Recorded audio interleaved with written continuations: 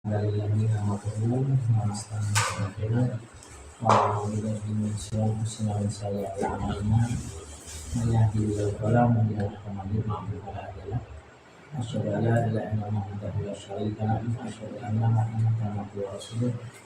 Allahumma shalli ala Muhammad wa ala alihi wa sahbihi wa man tabi'ahum bi ihsanin ila yaumil din.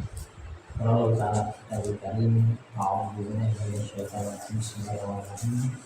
Ya ayyuhalladzina amanu taqullaha haqqa tuqatih wa la tamutunna illa wa antum muslimun. Ya ayyuhan nas ittaqullaha rabbakum khalaqakum min nafsin wahidah wa khalaqa minha zawjaha wa bassa minhuma rijalan wa nisaa wattaqullaha alladzi tasaaluna bihi wal arham inna Allaha kana 'alaykum raqiba. Ya ayyuhalladzina amanu taqullaha haqqa tuqatih Bismillahirrahmanirrahim. Wa may yuti'illah wa rasulahu faqad faza fawzan 'azima. Fa inna asrafal hadiis kitabullah wa hadi Muhammad sallallahu alaihi wasallam.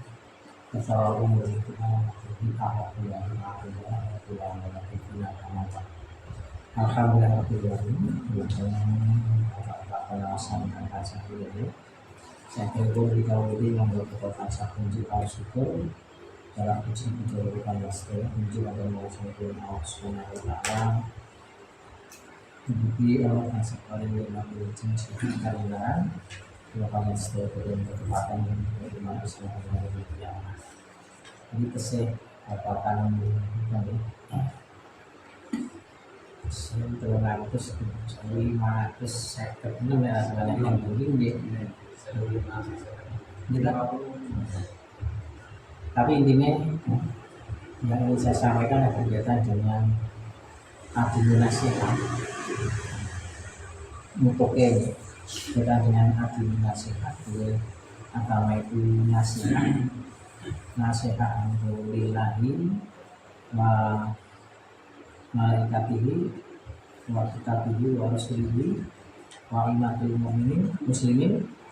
Terus kemudian aimatiin itu nasihat kepada Allah, kepada malaikat, kepada kitab, kepada Rasul, untuk Rasul, untuk malaikat, kitab, kemudian untuk aimatul mu'minin muslimin, untuk pemimpin-pemimpin kaum muslimin, dan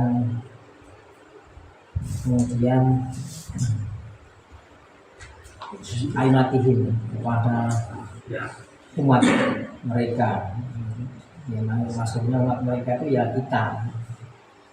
Nah, konteksnya kita itu adalah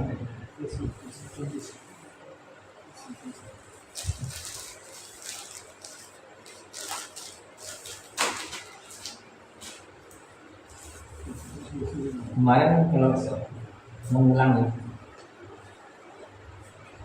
jika kita kepada lillah itu artinya kita tunduk patuh kepada Allah Subhanahu wa Ta'ala. Jadi tundukan kita harus kita ikhlaskan kepada Allah Subhanahu wa Ta'ala dalam konteks rububiyahnya, uluhiyahnya, kemudian asma wa sifatnya.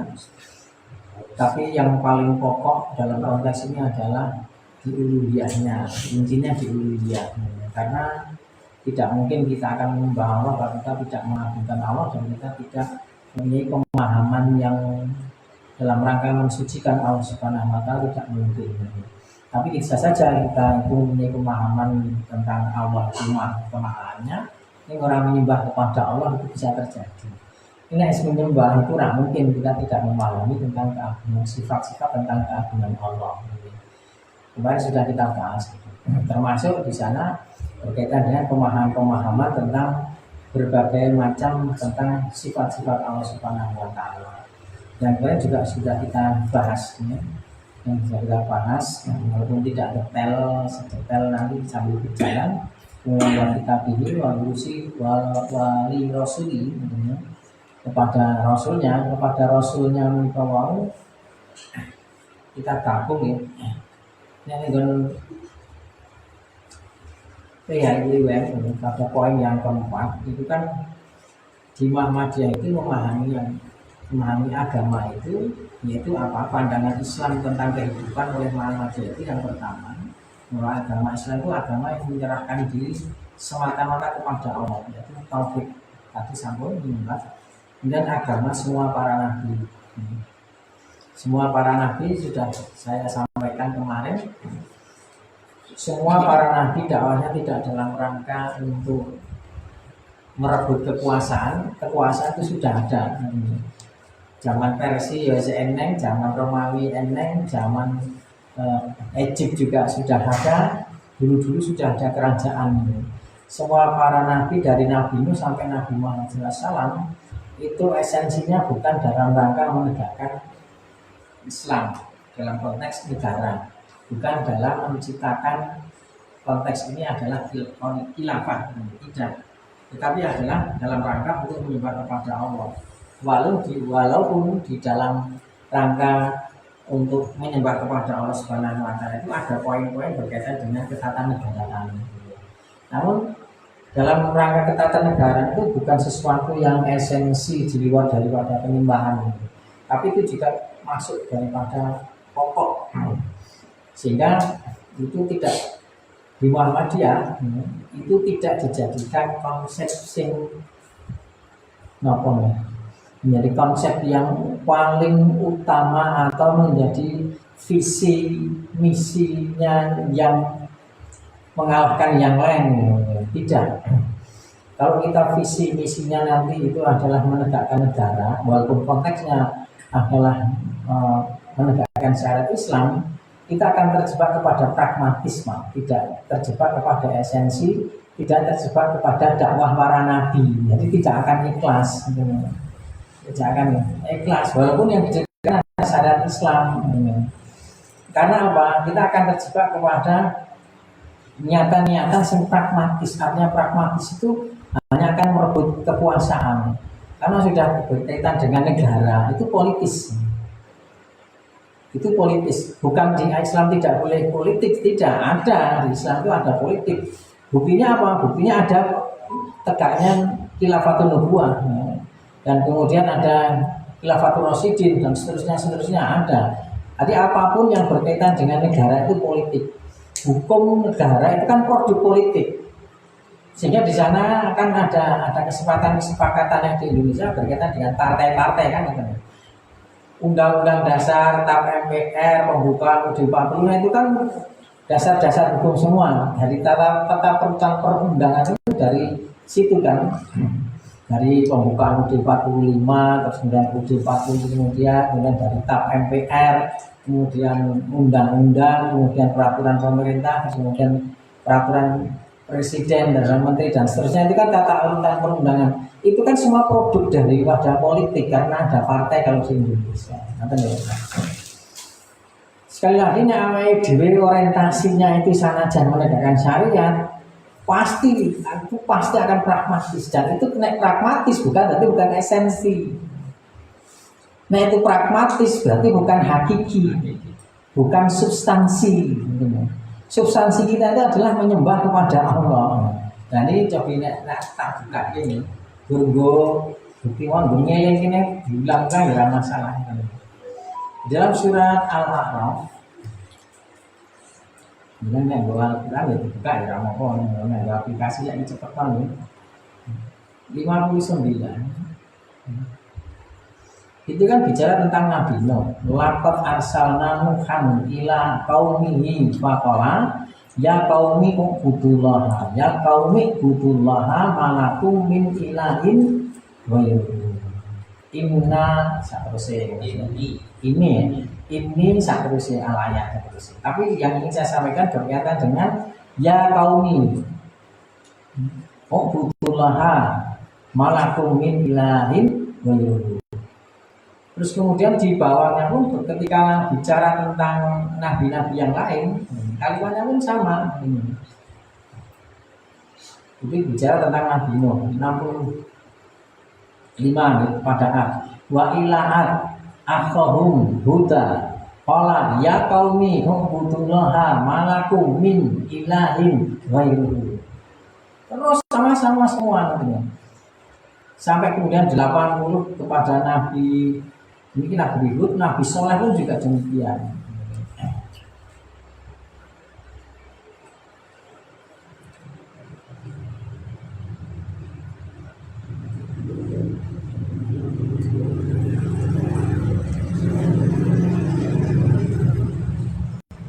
Wa ila samud akhahum solehah mandeng solehah qala ya qaumi butullaha malakum min ilahin ghairu. Artinya di sini saya ingin menyampaikan kalimatnya sama semua para nabi. Sanajan itu hanya bicara tentang poin-poin tertentu berkaitan dengan nabi, Nabi Nuh, Nabi Hud, Nabi Soleh, kemudian di sana nanti ada Syuaib, Nabi Lut dan seterusnya. Tapi di dalam kaidah ilmu tafsir itu bicara tentang sebagian nabi, tetapi itu sebenarnya menjelaskan tentang keseluruhan nabi. Itu menjelaskan tentang keseluruhan nabi karena ada walaqad ba'atsna fi kulli ummatin rasulan an ibudillah wajatan tauhid gitu. Karena ada ayat yang menerangkan tentang seluruh para nabi itu membawa risalah yang sama. Sehingga di Al-Qur'an surat Al-A'raf atau yang lain itu tidak bicara secara urut berkaitan dengan seluruh nabi 25 nabi itu hanya sebagian itu menunjukkan keseluruhan para nabi begitu. Kalau kita bicara latar belakang penulisan, latar belakang penulisan di Al-Quran, redaksional di Al-Quran ini, kenapa Nabi Musa itu diulang sekali lagi, kisahnya diulang. Nabi Musa apakah di Al-Baqarah, apa di Al-Anbiya, apakah di Qasas, apakah di An-Naml diulang lagi gitu. Terus kemudian Nabi Ibrahim diulang lagi, Nabi Muhammad diulang lagi. Nabi Nuh diulang lagi dalam ayat-ayat yang lain. Nek jenengan gatek pengulangan itu kan nanti di sana ada rukuk-rukuk di dalam Al-Qur'an itu tematis. Artinya tematis, misalkan di surat An-Naml bicara tentang bahwa ini tentang kebenaran sebuah ayat, kebenaran tentang petunjuk Allah. Terus yang diungkapkan adalah Nabi Musa, terus kemudian Nabi Sulaiman katanya. Di sana bicara tentang kebenaran. Lah terus yang tinggal apa ya? Minggu ilustrasi tentang penjelasan kebenaran ayat itu kisahnya Nabi Musa. Kisahnya Nabi Musa, Berkait ini bicara tentang kebenaran ayat, kebenaran petunjuk Allah, kebenaran risalah. Pada surat Al-Baqarah juga demikian. Ataupun surat Al-Qasas itu bicara tentang bukan kebenaran ayat, tapi bicara tentang kemusikan. Bicara tentang kesirikan, di sana ada orang musyrik yang salah satu di antaranya kisah di sana ditampilkan dengan Nabi Musa. Karena ada poin berkaitan dengan innahu ta'ala. Berkaitan dengan Fir'aun itu telah melampaui batas, yaitu apa menganggap dirinya Tuhan. Nah ini di sini ya. Jadi sehingga kalau kita membantah habis itu sebetulnya Nabi kita, tapi dalam ayat surat-surat yang lain, ayat yang lain menyebut semua yang intinya adalah dijelaskan pada walaqad ba'atsna fi kulli ummatin rasulan an i'budullaha wajatan tauhid. Jadi seluruh para nabi membawa risalah yang sama, yaitu sembahlah Allah dengan kalimat kaya sing dicontohke pada surat Al-A'raf tadi, ya qaumi ubudullaha malakum min ilahin ghairu. Sama semua kalimatnya gitu ya. Terus kemudian jadi dakwah Muhammadiyah, saya masuk ke Muhammadiyah. Dakwah Muhammadiyah dalam rangka mendakwahkan risalah yang dibawa semua para nabi. Nah, mendakwahkan semua para nabi terus konteksnya kepada Nabi Muhammad SAW sekarang karena nabi terakhir itu kan di sini adalah agama yang sesuai dengan fitrah, itu masih umum. Terus agama yang menjadi petunjuk bagi manusia. Agama yang mengatur sampai keempat dulu aja nih. Agama yang menjadi petunjuk bagi manusia. Agama yang menjadi petunjuk bagi manusia. Ini kok sing dinggo dasar ning Muhammadiyah niku adalah sahur Ramadan alladzi unzila fil Qur'an hudal linnasi wa bayyinatin minal huda wal furqan.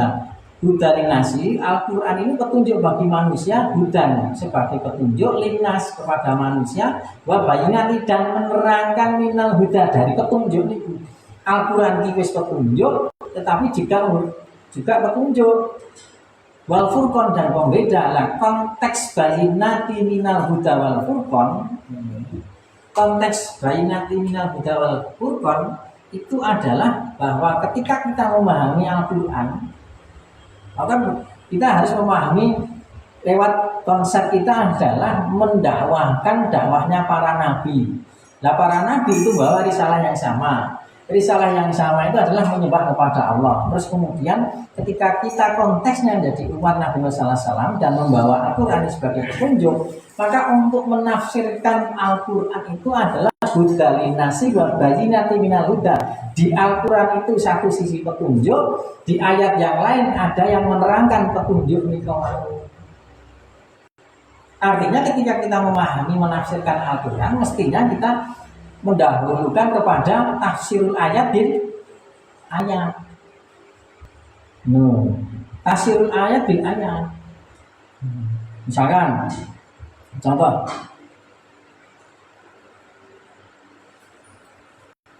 apa sih contohnya apa nih? Bila-bila pertanyaan. Salam. Wa malaku bima zalfa illa kafir misalnya.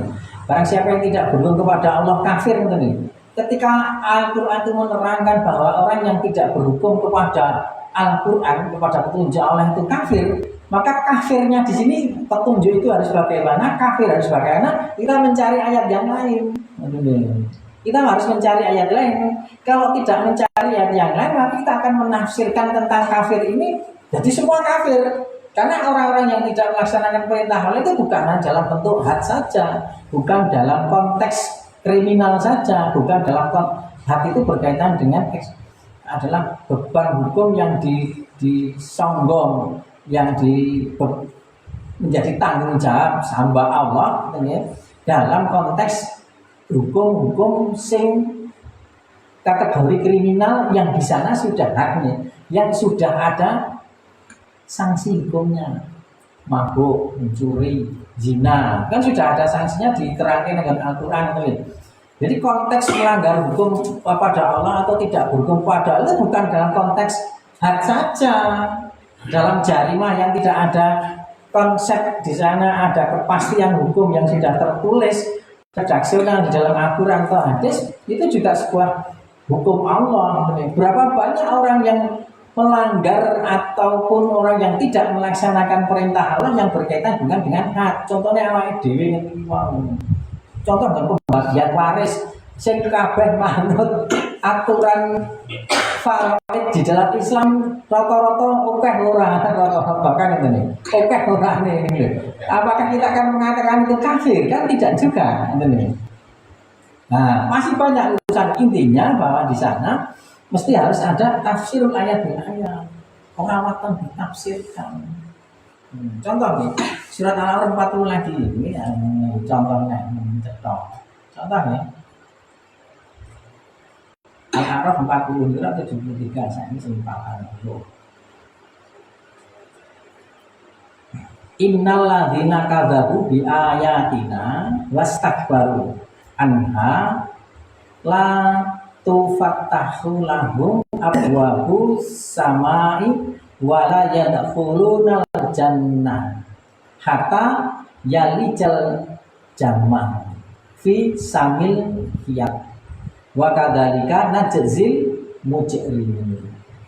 Innal ladzina kadzabu bi ayatina, sesungguhnya orang-orang yang mendustakan ayat kami wastakbar dan menyombongkan diri anha terhadapnya la tufattahul lahum abwabus sama, tidak akan dibukakan pintu-pintu langit bagi mereka, wala yadkhulul jannah, dan mereka tidak akan masuk surga hatta hingga yalijal jamal, sehingga tidak masuk surga sebelum unta, jamal unta, fisamil hiyat, masuk ke dalam lubang jarum.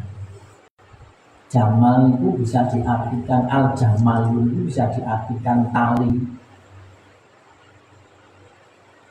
kapal perut itu palingnya gede gila nih, masih dimulai ngaku jangkar dimulai lalu jamal itu ngaten, atau jamal itu adalah unta. Nek konteks logika iki kudunya al jamal fi samil khair itu adalah tali kapal ora iso mlebu lubang jarum. Ning jenengan wani menafsirkan begitu. Rahullah wani. Karena para ulama salafus saleh sampai kemudian sanadnya sampai kepada sahabat, al-jamal itu adalah unta. Loh, betul ya Pak? Kita pakai logika, bisa saja orang sekarang ini zaman ini adalah yang paling tepat, logika kita adalah tali. Nah aku ramani, ramani, nah gitu loh Pak. Jadi tafsir ayat bil ayat ini tafsir ayat dengan bahasa.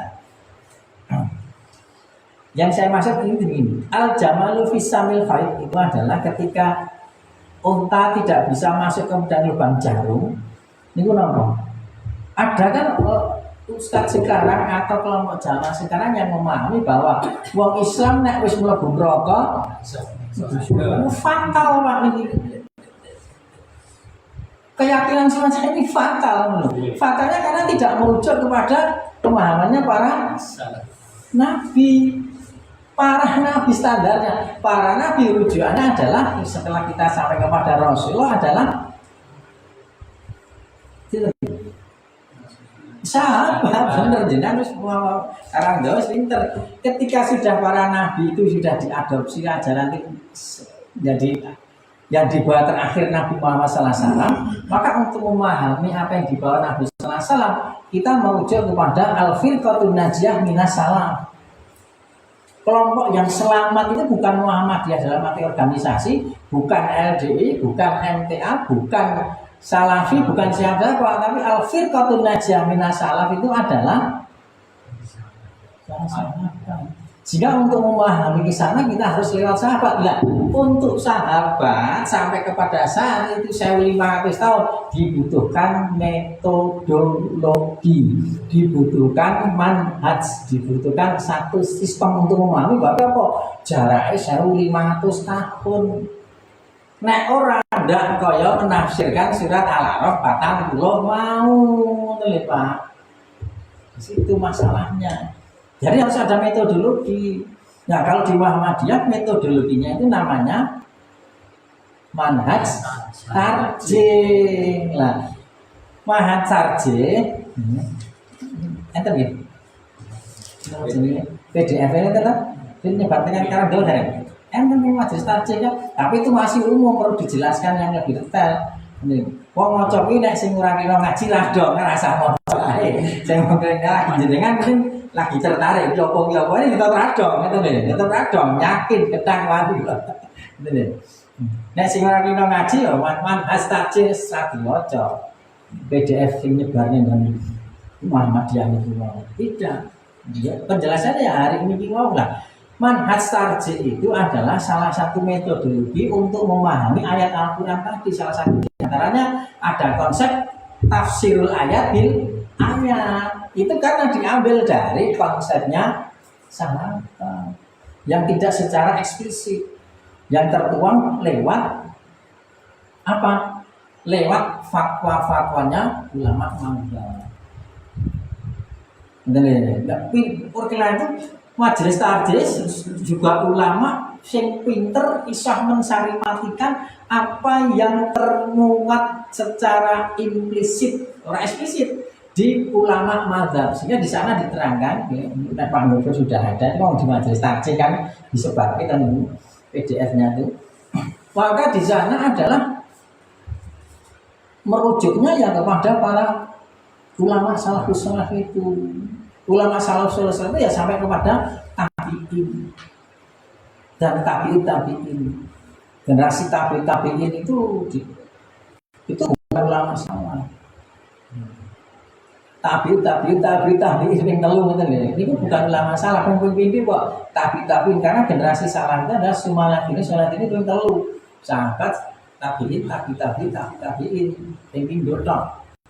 Tabi'in yang pindho ngoten lho. Ora tabi'in ngoten lho. Ping telu tidak ping pindho. Nek ping pindho berarti sekitar 256. Nah 256 itu masalahnya zaman Bukhari. Imam Ahmad itu isih ya ngintip lah ini. Ngintip salafus saleh. Kita bicara kurun, bicara generasi, periodisasi pakai tahun. Nah, orang sekarang mestinya rujukannya ke sana termasuk Muhammadiyah. Nek Muhammadiyah kula orang ngomong kaya ngene karena apa? Tertuang di dalam dokumen resmi, Pak. Berarti ora waton. Dan dokumen itu sudah menjadikan standar HPT himpunan putusan tarjih artinya sudah lewat tansis. Nek jamaah kelompok selain Muhammadiyah sakar ustadz dewe sehingga ustadz satu dengan ustadz yang beda-beda Pak. Orang eneng wong Muhammadiyah eneng HPT beda kan. Tapi apa orang gelem HPT lucu. Masalah HPT karo HPT di Muhammadiyah bukan masalah fanatisme, bukan masalah sektarian kenapa kita harus Muhammadiyah. Coba saya ini kita bicara. Melu Muhammadiyah, melu kono sing bener sing. Orang yang sing bener Pak. Bener kan klaim kan itu lah. Kenapa kita ragu kita sudah menyatakan Muhammadiyah atau orang Muhammadiyah. Nek melu kono yo orang bener kok. Melu Muhammadiyah orang bener kan itu. Tapi kita punya keyakinan bahwa itu pemahaman itu dalam konteks ijtihad. Nek salah untuk pahala, nek bener untuk pahala loro. Kita sudah mengkhidmat di Muhammadiyah berarti punya tanggung jawab moral.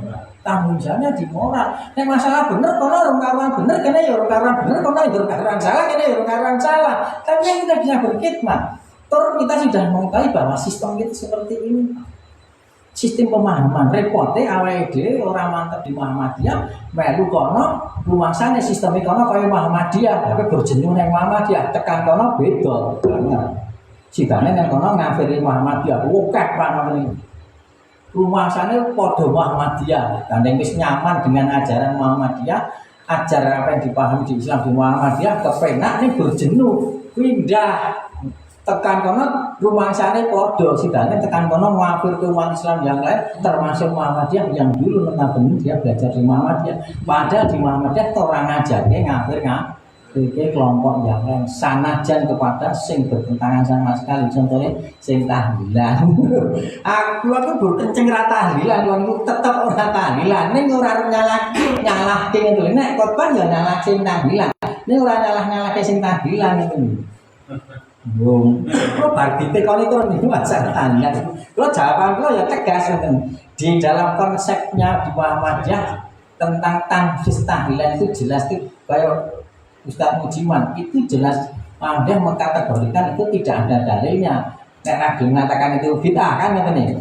Sanajan di Muhammadiyah itu tanfisnya itu mengatakan tidak ada dalilnya itu bukan itu adalah bid'ah. Dan prakteknya Muhammadiyah tidak menuduh langsung mengatakan orang yang melakukan ahli bid'ah karena bahaya hati-hati untuk mengklaim atau menuduh itu sangat bahaya.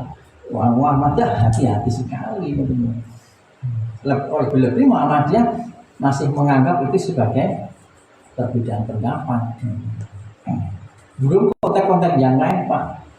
Nah, di latah masalah di Muhammadiyah. Nah, ini kaitannya akhlak di Muhammadiyah.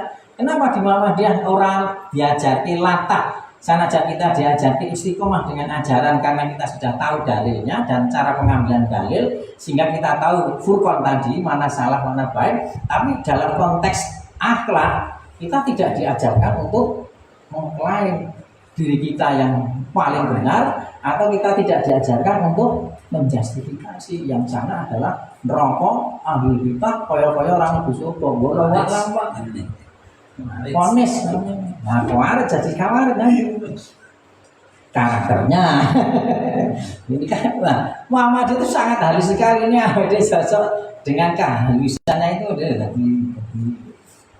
jadi lemah juga ada ujian ini memang. Nah itulah yang namanya apa likitabihi tadi. Yang likitabihi tadi di PHIM yang menjadi dasar adalah surat Al-Baqarah 185 tadi. Jadi huda linnasi wa bayyinati minal huda, Al-Qur'an tasir bil Al-Qur'an dan minal huda. Bayyinati minal huda. Di minal huda ada keterangan di Al-Qur'an itu bahwa kita harus taat kepada Allah Rasulnya. Ditambah ulil amri. Tapi sebelum sampai ulil amri kepada Rasul dulu. Di sana ada. Sehingga untuk memahami Al-Qur'an itu harus lewat sunnah-sunnah Nabi kan? Tidak bisa lepas. Nek sunnah-sunnah Nabi, maka kita harus belajar tentang hadis. Tidak bisa. Kan sekarang ada aliran yang ketika dia mencontoh Nabi, tapi lewatnya ilmu laduni, bahwa dia sudah mimpi bertemu Rasulullah diajarke ngoten lho. Lah ini kan legitimasinya sing dadi masalah oke lah itu dia mendapat pelajaran dari Rasulullah sahih dia mimpi wong kabarnya tidak menipu sing menjadi legitimasi ketika mimpi itu Rasulullah siapa? Lah itu yang jadi masalah itu loh. Oke lah kita setuju dia tidak berbohong lah. Dan ketika dia mimpi itu melihat Rasulullah siapa yang melegitimasi? Betul ada riwayat kalau bicara tentang mimpi terhadap Rasulullah itu betul-betul Rasulullah ini melegitimasi ilmu Rasulullah itu. Sopo? Masya Allah. Nah Al-Quran yang mimpi-mimpi begitu kan diabadikan yang melegitimasi riwayat Al-Quran Habib Mek Saiki. Lah saiki mimpi HWD. Saya menafsirkan apa? Walaupun di dalam Islam kita punya keyakinan mimpi itu ada takdirnya. Nah di sini maka yang paling rajin untuk memahami bahwa petunjuk Al-Quran dijelaskan lewat Al-Quran lewat hadis itu dengan ilmu hadis. Itu ada legitimasinya karena ada ilmunya yang namanya mustalahul hadis tadi, baik diriwayatkan atau diriwayatkan, baik dari sisi sanad atau dari sisi rawi, personnya, kualitas personnya, apakah berkaitan dengan akhlaknya, apakah berkaitan dengan kualitas kecerdasannya, apakah kualitas kehafalannya, apakah kualitas kejujurannya. Nah, di sana menjadi pertimbangan tentang diterima tidaknya orang itu untuk meriwayatkan hadis. Mungkin sanadnya sampai kepada Rasulullah SAW, tetapi ternyata ada orang yang tidak bisa diterima untuk meriwayatkan hadis karena ada penilaian-penilaian berdasarkan mustalahul hadis. Jadi hadis lemah kan? Jadi hadis lemah. Di sana ada ilmu hadis. Wa bayyinatin minal huda wal furqan. Sehingga di sana ada pembeda jelas. Pembeda jelas itu dengan apa? Dengan basirah, dengan ilmu. Ilmunya apa? Ilmu dengan ilmu hadis tadi. Sana aja ilmu hadis, tetap sekali lagi kita harus mengedepankan akhlak. Mau awal itu tidak mengklaim, kita harus yakin bahwa kita benar. Ini jangan mengklaim bahwa yang benar saya. Itu loh, konsep ini harus dipahami betul. Sok-sok orang kebrusuk itu yang benar saya, wah sombong jatuh. Ini kita harus yakin bahwa saya benar. Terus kemudian jangan memvonis yang lain salah. Kita bisa bicara tentang konsep itu salah. Saya selalu mengatakan tahlilan, jenengan tekon tahlilan, saya mengatakan bid'ah. Lo yang ngoten. Ini tekon orang yang melakukan ahli bid'ah kose, aku harus perlu dalil lagi gitu nih. Harus perlu keterangan lagi dan perlu kajian orang mengaku. Terus dudu aku lagi ngomong kudune ulama. Nek kula ngomong gampang, enak gitu nih. Jadi kita bicara tentang konsep itu bisa. Syiah itu sesat, itu kafir, itu enak Pak yang ngomong bicara Syiah. Tapi kalau bicara Khamenei adalah Syiah, dia kafir, sana jadi tokohnya. Saya harus hati-hati gitu nih. Saya dipaksa pun aku itu merawani, belum kita bilang begitu. Orang waninya bukan saya tidak tahu ilmunya, justru saya tawadu. Harus tidak berani tawadu itu. Kecuali sudah ada sidang mudzakarah di antara para ulama sedunia, Pak. Baru saya mungkin berani. Nek dulu, Pak, saya hanya bisa mengatakan Syiah sesat, akan tahu. Cetok terus ragu-ragu betul ya. Pokoknya di buku ini mengatakan ini buku ini ya ini. Nah, ternyata buku ini terus kemudian orangnya tak tuduh pusing. Belum terlibat. Semangat apa nih? Jangan tak semangat. Belum rampung besok tutup ini kan? Ini saya kata saya bisa 1.550 kata nanti kilo yang nanggung kurang sebelum aku mau berdoa semua. Assalamualaikum warahmatullahi wabarakatuh.